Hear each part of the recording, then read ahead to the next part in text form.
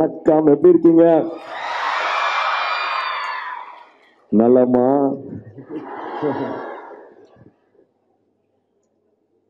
ரொம்ப ரொம்ப சந்தோஷமா இருக்கடா, உங்களால இங்க பார்க்கறது வந்து ரொம்ப ரொம்ப சந்தோஷமா இருக்கேன். ஆனா யூனிவர்சிட்டியில் அத்தனை ப்ரொஃபஸர்ஸ்க்கும், பெரியவங்களுக்கும், ஸ்டாஃப்ஸ் எல்லாருக்கும் என்னோட மரியாதைகளும் வணக்கங்களும். முதல்ல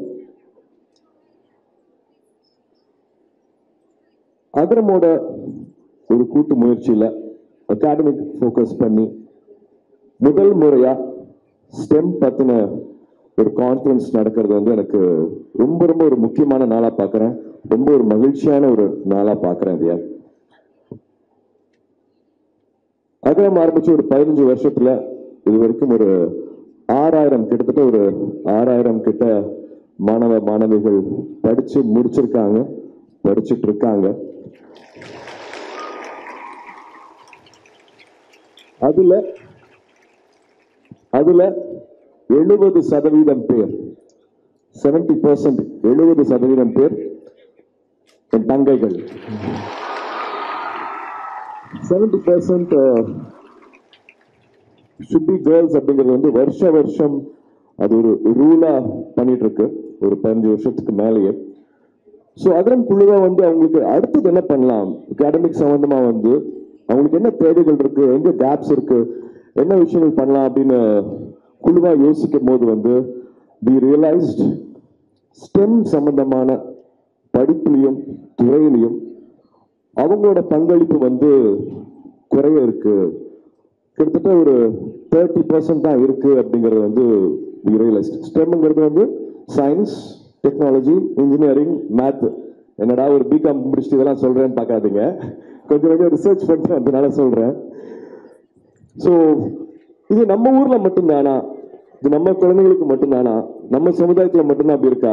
ஏன்னா நான் ஒரு அப்பாவா வீட்டில் பார்க்குறேன். நான் என் தங்கச்சிக்கு நடக்கிறது, என் மனைவிக்கு நடக்கிறது, என் குழந்தைக்கு, என் பொண்ணுக்கு, என் பையனுக்கும் நான் எனக்கு தெரியாமே பண்ற சில வித்தியாசங்கள் தான் காரணமா, அவங்களை வளர்க்குற விதம் காரணமா அப்படின்னு பார்க்கும்போது இல்லை அப்படின்னு ஒரு ரிசர்ச் சொல்லுது. உலகம் பூராவே இன்ஜினியரிங் சம்மந்தப்பட்டது, இனோவேஷன் சம்மந்தப்பட்டதுல வந்து பெண்களோட பங்களிப்பு வந்து 30% குறைவா தான் இருக்கு அப்படிங்கறத வந்து ரிசர்ச் சொல்லுது. பட் ஆனா ஸ்டெம்ங்கிறதே வந்து வெறும் ஒரு சயின்ஸ் மேத் மட்டும் கிடையாது. அது வந்து it is creativity, it is problem solving, it is innovation, it is resilience. இது எல்லாமே பெண்களுக்கு வந்து இயல்பா வரக்கூடியது. அப்படியே வரமாட்டேங்கிறாங்கன்னு பார்த்தா ஐ திங்க் ஒரு ரோல் மாடல்ஸ் இல்லை, எங்களுக்கு வந்து இது வந்து ஒரு எடுத்துக்காட்டு இல்லை, ரோல் மாடல்ஸ் இல்லை அப்படின்ட்டு ஒரு காரணம் வைக்கிறாங்க. ஆனா அதுவும் இல்லை அப்படிங்கிறது வந்து இந்த ஃபங்க்ஷன் போறதுக்கு முன்னாடி ஒரு சின்ன ரிசர்ச் பண்ண அதுலயும் தெரிஞ்சது. பெண்கள் நம்மளுக்கு என்னெல்லாம் கொடுத்துருக்காங்க அப்படின்னு பார்த்தீங்கன்னா, வேர்ட் ப்ராசஸர் கொடுத்தது வந்து பெண்கள், கம்ப்யூட்டரைஸ்ட் புக்கிங் ஆஃப் ஏர்லைன் கொடுத்தது வந்து ஒரு பெண், solar heating system, stem cells, software that made moon landing. Neil Armstrong முதல்ல போய் ஒரு ஆனா காலை வச்சுட்டாரு, ஆனா அவர் அங்க கொண்டுட்டு போய் இறக்குனது வந்து ஒரு பெண். Medical syringe, laser contract surgeries, fridge, CCTV, diaper, dish washer, chemotherapy, computer software, airline சத்தம் வராமல் இருக்கிறதுக்காக, இன்ஜின் சத்தம் வராமல் இருக்கிறதுக்காக அது பஃப்லர் பண்ணது வந்து ஒரு பெண், பர்த் கண்ட்ரோல், அப்புறம் நிறைய பேருக்கு பிடிக்கும் pier, call centre, car heating, காரோட வைப்பர் பண்ணது வந்து ஒரு பெண்.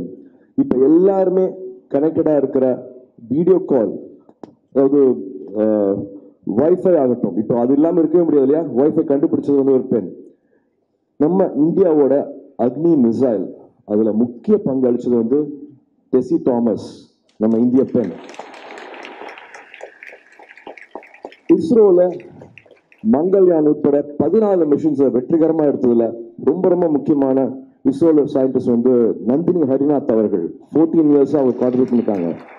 ஸோ பெண்களோட பங்களிப்பு வந்து ஏகப்பட்டது இருக்குது. வழக்கம் போல எல்லா இடத்துலையுமே வந்து கவனிக்கப்படுற, பாராட்டப்படுற, இல்லாட்டி பேசப்படுற வந்து ஆண்களாகவே மட்டும்தான் இருந்திருக்குது. என்னை சுற்றி இருக்கிற பெண்களை வந்து நான் ரொம்ப ரொம்ப சக்தி வாய்ந்தவங்களா நான் பார்த்துருக்கேன். அது எல்லா இடத்துலையுமே நான் பொருந்தும். என்னை சுற்றி இருக்கிறேன்னா என் வீட்டில இருந்து நான் இப்போ அகரம் ஒரு 6000 குழந்தைங்க இருக்காங்கன்னா வந்து அதுல முக்காவாசி பேர் அகரம் நடத்துறது வந்து பெண்கள். அதில் இன்னொரு முக்கியமான தாய்னா ஜெயஸ்ரீ சொல்லுவேன். So I really believe in women power. I believe உங்களால் முடியாதது ஒன்றுமே இல்லை அப்படிங்கிறத வந்து நான் முழுமையாக நம்புறது. ஏன்னா நான் 75 பிறந்தேன். அப்போ இருந்து அப்பா வந்து 12th ஸ்டாண்டர்ட் மார்க்ஸ்க்கு வந்து யார் வந்து அதிகமாக மார்க் வாங்கினா அவங்களுக்கு வந்து பரிசு கொடுத்துட்ருக்காங்க. 48 வருஷம் ஆக போகுது. இப்போ வரைக்கும் அதிகமாக பாஸ் ஆகிறது வந்து பெண்கள், அதிகமாக வந்து காலேஜ் படிப்பை முடிக்கிறதும் வந்து பெண்கள். அப்புறம் எங்கே அந்த ட்ரீம் கேப் வருது? இது வந்து ஒரு சைலண்ட் கொஸ்டினாகவே தான் எப்பவுமே போயிட்டு இருக்கு. ஒரு $1 மில்லியன் கொஸ்டினாக போயிட்டு இருக்கு. நிறைய மார்க் வாங்குறதும் பெண்கள், நிறைய படித்து முடிக்கிறதும் பெண்கள். அதுக்கப்புறமா என்ன ஆகிறாங்க அப்படின்னா, அப்கோர்ஸ் நம்மளோட சமுதாயம் வந்து அதை பல விஷயங்கள் கொடுக்குது. வந்து அவங்களால தொடர்ந்து வேலை செய்ய முடியாது, குழந்தை பிறந்துடும், அவங்கள நம்ப முடியாது, வேலைக்கு வந்துட மாட்டாங்க, ஒரு பொறுப்பு எடுத்தாங்கன்னா முடிக்க முடியாமல் போயிடும் அப்படிங்கிற பல ஒரு கிளாஸ் சீலிங் இருக்கு, ஒரு கிளாஸ் வால் இருக்கு. பட் அதை எல்லாமே தகர்த்துட்டு நம்ம வந்துட்டு இருக்கோம். உடல் வலிமையை வச்சுதான் வந்து ஜெயிக்க முடியும் அப்படின்னு நினைச்சிருக்கிற ஸ்போர்ட்ஸ்லயும் இந்தியாவை எங்கேயோ கொண்டுட்டு போறது வந்து பெண்கள் மட்டும்தான். அது எல்லா துறையிலுமே ஆகட்டும். ஸோ ஒரு செரிபல் ஈக்குவாலிட்டி இருக்கிறது, படிச்சா மட்டுமே போதும், பெரிய மாற்றத்தை எடுத்துட்டு வர முடியும் அப்படிங்கிறது வந்து ஒரு ஹார்வர்ட் சர்வே சொல்லுது. ஸோ விமன் இன்ஜினியர், மென் இன்ஜினியர் ரெண்டு பேருமே வச்சுட்டு ஒரு சர்வே பண்ணதில்ல. மக்களுக்கான தேவை, யதார்த்தமான உண்மையான தேவைகளை வந்து பூர்த்தி செய்யறது வந்து பெண்களால மட்டும்தான் முடியும் அப்படிங்கிறது வந்து ஒரு ஹார்வர்ட் சர்வே சொல்லுது. ஸோ இப்போ பார்த்துக்கிற ப்ராடக்ட்லையும் வந்து வெறும் வணிக ரீதியா மட்டும் இல்லாம, லாபம் சம்பாதிக்கிறது மட்டும் இல்லாம, மக்களுக்கான உண்மையான தேவைகளை எடுத்துட்டு வர்றது வந்து உங்களால மட்டும்தான் முடியும். ஸோ அதுக்காக தான் இந்த கான்ஃபரன்ஸ், இந்த ஸ்டெம் கான்ஃபரன்ஸ்ல வந்து பல உரையாடல்கள் நடக்கும். நிறைய அகாடமிஷியன்ஸ் வந்திருக்காங்க. எல்லா டிபேட்டும் வைங்க, என்னென்ன பிரச்சனைகள் இருக்கு அப்படின்னு சொல்லுங்க. அதை எப்படி முன்னெடுத்துட்டு போறது, அதை எப்படி எக்ஸிக்யூட் பண்றாங்க வரைக்கும் வந்து அழகான டிபேட்ஸ் நடக்க போகுது. இன்னைக்கும் நாளைக்கும் வந்து மேக் திஸ் யோர் டே. உள் மனசுல, ஆள் மனசுல நம்ம என்ன ஆகணும் அப்படிங்கறது ஏங்கி தவிக்கிறோமோ அதுவாக நம்ம ஆக முடியும். எந்த காரணங்கள் சுத்தி இருந்தாலும் அதை எல்லாத்தையும் முடிச்சுட்டு நீங்க ஒன்று முடிவு பண்ணிட்டீங்கன்னா நீங்க அது ஆக முடியும். மெட்ராஸ்ல தான் பிறந்து வாழ்ந்தாங்க இந்திரநோய். அவங்களோட புக் இருக்கு, அவங்கள படிங்க. நம்மளோட சமுதாயத்தை பத்தி, அவங்களோட குடும்பத்தை பத்தி, எப்படி அவங்க வந்து தொழில் வந்து சக்சஸ்ஃபுல்லாக. பெப்சிங்கிற கம்பெனி வந்து ஏற்கனவே பல ஆயிரம் கோடி சம்பாதிச்சுட்டு இருக்கிற கம்பெனி. ஆனா அவங்க போனதுக்கு அப்புறமா அதை 2 மடங்கு ஆக்குனாங்க. அவங்களுக்கும் இதே சமுதாயம் பிரச்சனை இருந்தது, இதே குழந்தை, இதே ஹஸ்பண்ட், அத்தனையும் மாற்றி காமிச்சாங்க. மை லைஃப் இன் ஃபுல் அப்படிங்கிறது பேர் அந்த புக்கு பேரு. தயவு செஞ்சு வாங்கி படிங்க. ரொம்ப எனக்கு நடந்துட்டு இருக்கிறது அவங்களுக்கும் நடந்துட்டு இருக்கு அப்படிங்கிற மாதிரி ஆச்சரியமா பார்க்குற பல விஷயங்கள் அந்த புக்கில் இருக்கும்.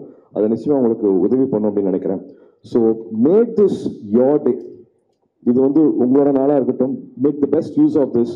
இருக்கிற அத்தனை ப்ரொஃபசர்ஸ், அகாடமிஷியன்ஸ் உங்களுக்காக வந்திருக்காங்க, உங்களுக்காக நேரம் செலவு பண்ண போறாங்க. இதுல ஜெயிச்சவங்க வந்து உங்களுக்கு வழிகாட்ட போறாங்க.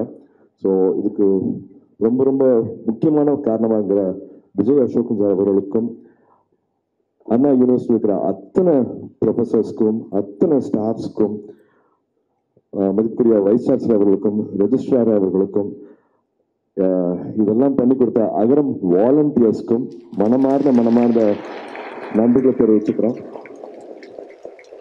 இது வெறும் ஆரம்பம் மட்டுமே, இது வெறும் ஆரம்பம் மட்டுமே. நீங்க என்ன ஆகணும்னு ஏங்கி தவிக்கிறீங்களோ அதுவாக ஆக முடியும். God bless, all the best.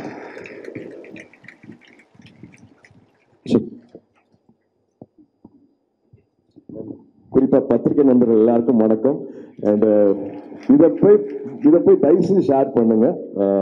பெண்களுக்கு எப்பவுமே ஒரு ஆண் உழைக்கிறத விட ஒரு 50% எக்ஸ்ட்ரா ஒரு பெண் உழைச்சா மட்டுமே தான் அவங்களுக்கு அந்த அடையாளம், அங்கீகாரம் கிடைக்குது. ஆனால் நிச்சயமாக ஒரு பெண் இதுல விதிவிலக்கு இருக்கலாம். ஒரு பெண்ணால ஒரு 5 ஆண்மகன் பண்ணக்கூடிய வேலையை ஒரு பெண் செய்யறதை நான் திரும்ப பார்த்திருக்கேன். பாராட்டுவோம். அவங்களை இன்னும் வேலை கொண்டுட்டு போறதுக்கு எல்லாரும் சேர்ந்து உழைப்போம். ரொம்ப நன்றி. இந்த நிகழ்ச்சியில வந்து நீங்க வந்து துவக்கத்துல வந்து ஆரம்பிச்சிருக்கிறது வந்து இங்க இருக்கக்கூடிய அனைத்து தங்கைகளுக்கும் வந்து கண்டிப்பா இன்னும் உத்வேகம் அதிகமாக இருக்கும். ஏன்னா அவங்களுக்கு நிறைய பேருக்கு தெரியணும், ஆக்சுவலா இந்த எம்பவர் கான்க்ளேவ் பண்ணும்போது யாரோ 4-5 ப்ரொஃபசர்ஸ் சேர்ந்து செய்யறாங்க அப்படிங்கிறது மட்டும் இல்லை, அதுக்கு பின்னாடி நீங்களும் வந்து அதை மகிழ்ச்சியா உத்வேகத்தோட கொண்டு போயிட்டு இருக்கீங்க. இப்படியெல்லாம் வந்தா தான் அண்ணா யூனிவர்சிட்டியில வர முடியும். இல்லைண்ணே, நம்மளாம் லயலால படிக்கும்போது கல்ச்சுரல்ஸ் வருவோம்ல, ஸோ இந்த மேடை வந்து கல்லூரி காலங்களில் கல்சூல்ஸ்க்கு வந்திருப்போம். பட் இந்த மாதிரி கான்க்ளேவுக்கு உள்ளே வர்றது, ரெஜிஸ்டர் பண்ணி வர மாதிரி நம்ம உள்ளே வர்றது வருவாங்க. ஸ்டேஜில் வர்றது ரொம்ப பெரிய விஷயம். ஸோ இந்த நிகழ்ச்சியை இனிதே நமக்கு வந்து துவங்கி அவருடைய ஒரு ஸ்பெஷலான ஒரு மென்ஷன் இன்னைக்கு வந்து ஏன் எம்பவர் அப்படிங்கிறத ரொம்ப அழுத்தமாக சொல்லியிருக்காரு நமது அண்ணன் சூர்யா அவர்கள். அவர்களுக்கு மிகப்பெரிய நன்றியை தெரிவிச்சுக்கிறோம். இந்த 2 நாளுடைய முடிவு இங்கே எத்தனை பேர் என்னவா ஆறாங்கன்றது இன்னும் சில ஆண்டுகளில் நீங்கள் பார்ப்பீங்க. இங்கே இருக்கக்கூடிய இதே மாதிரி ஒரு கான்க்ளேவ்ல இந்த தங்கைகள் சிறப்பு விருந்தினராகவும் சயின்டிஸ்டாகவும் வந்து உட்காருவாங்க அப்படிங்கிறது கண்டிப்பாக நாங்கள் இன்னைக்கு பதிவு பண்ணுறோம். ரொம்ப நன்றி.